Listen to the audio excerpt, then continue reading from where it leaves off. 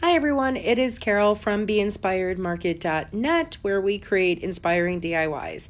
So today we're going to be working on a Valentine's wreath. This is a wreath form that I got from Dollar Tree. You can find it in the Valentine section. I then purchased from Dollar General these printed bags. So you can find them in their Valentine section at Dollar Tree. I picked up 3, but I would definitely recommend between 4 or 5, only because it makes the wreath fuller. Again, I only used 3, but I would definitely recommend 4 or 5. Then I'm also going to be using these fur pom-poms.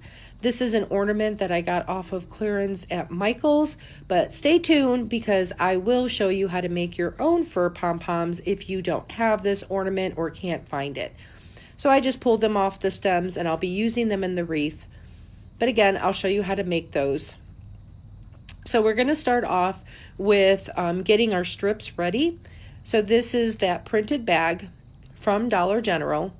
All you're going to do is cut the bag apart. You're just going to cut the 3 sides. Now this does have print and we are going to make them into strips, but the pop of red really does make the wreath, in my opinion, more festive. So just cut that off. Now the top edge has the rope through it. I just took my rotary blade. Just be careful when you do this and cut that off. And then any of the edges that were uneven or something like that, I just, again, took my rotary blade and cut that. And did the same for the other side. And cleaned it up. Once I had everything cleaned up, then I started to cut my bag into strips. Now I did mine at 1 inch. I found that this worked perfectly on the wreath. So I just take my rotary blade. If you don't have a rotary blade, you can definitely use scissors. And I just cut 1 inch strips from both sides of the bags and the other bags. Again, I purchased 3 bags. I would recommend 4 or 5.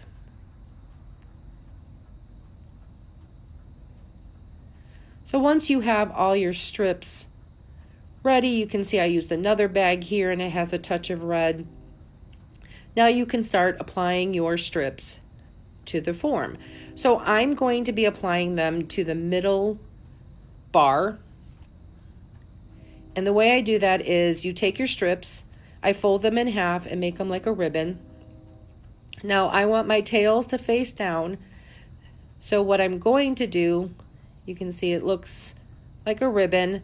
There's 3 bars on the wreath. I'm going through the middle section.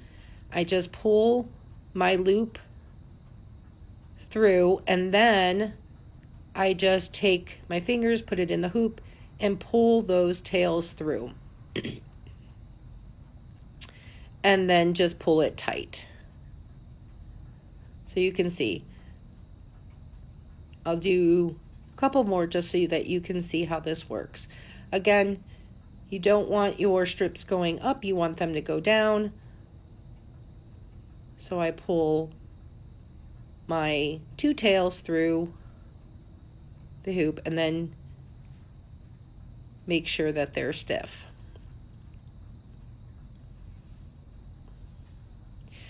Now again, as I mentioned, if you do more bags, more strips, it just makes your wreath fuller. Now with the printed strip, it was stiff because of the painted pattern on there, but it still works the same. You can pull your tails through. Takes a little more effort, but once you get that through, it stays on there tight. So you just move them down until you have all the metal covered, and I did that around the entire wreath. Filling in any spots that I saw that had the metal showing through.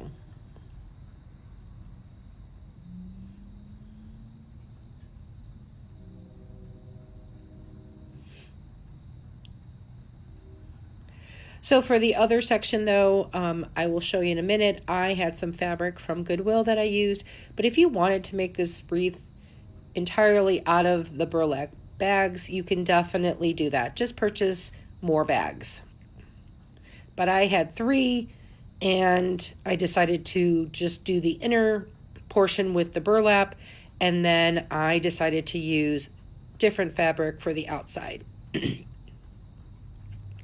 So the outside, I have this fabric that I purchased at Goodwill. Check your Goodwill's fabric sections. This is either a tablecloth or a curtain. I don't know. It had a really pretty pattern on it. It had a soft feel to it. So again, I just cleaned up the edges and then cut the strips into 1-inch strips. I wasn't too precise with it. Again, I just went through the fabric and made sure I had enough strips to cover the entire heart.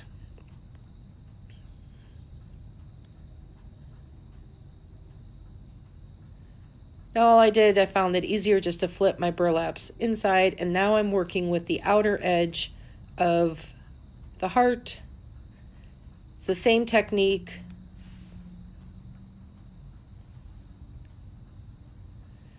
Make a loop, pull it through, and then pull your tails through.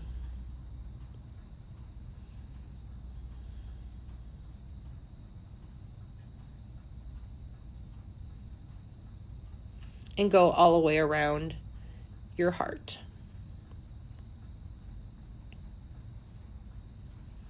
So this is a good project if you have extra scraps laying around and you want it to make the wreath. It would work with pretty much any kind of fabric. Nothing too stiff, but again, it's a good way to use up some scraps. So just again, go through making sure that you're covering the entire form and not having any of the wires showing through. So once I had that all done, you can see that I get all the way to the edge. And then we'll move on to the pom-pom. So with the pom-pom, all you'll need is some aluminum foil. I just crunched it up, made it into a ball. Then I cut the fabric. It's best to use an X-Acto knife when you cut the fur, not fabric, I should say, the fur, because you're going to just cut the backing. And then you're really just working the fur around your aluminum ball. So I'm just putting a little glue, squeezing it onto the aluminum. Now you will have excess, which I will cut off. You can see I just put it on there, and then I just used my X-Acto knife and pulled off the excess fur. And then just look around your ball. Wherever you have any kind of space, you just put some glue in there and then just get it all stuck together. But how cute is that? It's a homemade fur pom-pom. So again, if you don't have that ornament, you can still do this. And fur you can find at Joann's or Hobby Lobby. So you can see I just put the fur balls around. They look identical to the other ones. They're just such a cute look. And fur comes in different color. You can get it in pink and white. I just added a couple pink ones and white ones in there and just went all the way around. Now make sure your fabric is not underneath those pom-poms because the hot glue does drip. But how cute is that? It's just a mix of textures, and I think it's super cute. So if you enjoyed this DIY, please make sure to give our page a follow. Thank you.